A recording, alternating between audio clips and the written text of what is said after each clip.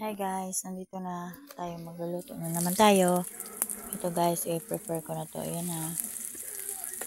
Gigisa tayo ng luya. Guys, ayan na. Guys, hindi ko na po yan. Habang nagluluto tayo guys, magchichika tayo. Alam niyo guys, lalo dito sa pag wala talagang, yung bumabaha. Maraming isda dito, yung isdang dalag.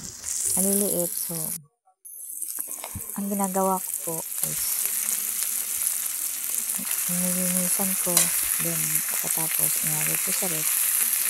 At ganito, pag medyo humupa na yung baha. So, nilalagay ko, yun ang minuulam namin. Guys, kasi wala nang isda kasi humupa na nga yung baha. So, ayan, ito, niluluto ko. Ginawa ko siyang hersadong dalag.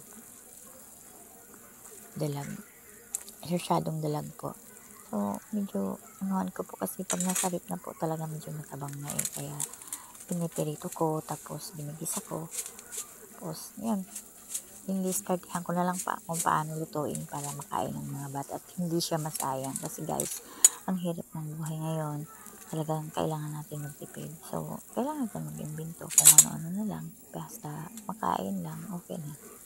Pero medyo healthy. Hindi naman porket makain lang, kahit hindi healthy, kinakain. So, kailangan talaga nandiyan pa rin yung healthy na pagkain. So, guys, ito na nga, balik tayo. Medyo malapit na maluto, guys. So, guys, salamat sa nanonood. So, please subscribe and click the button. Then, like and comment, guys. Thank you so much, guys. So, ito na, guys. Maluluto na siya. Malapit na. So, yan. Lalagay na natin.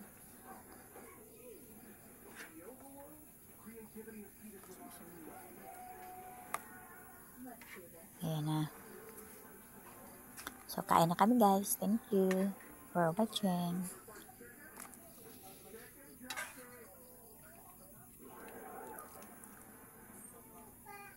Mama.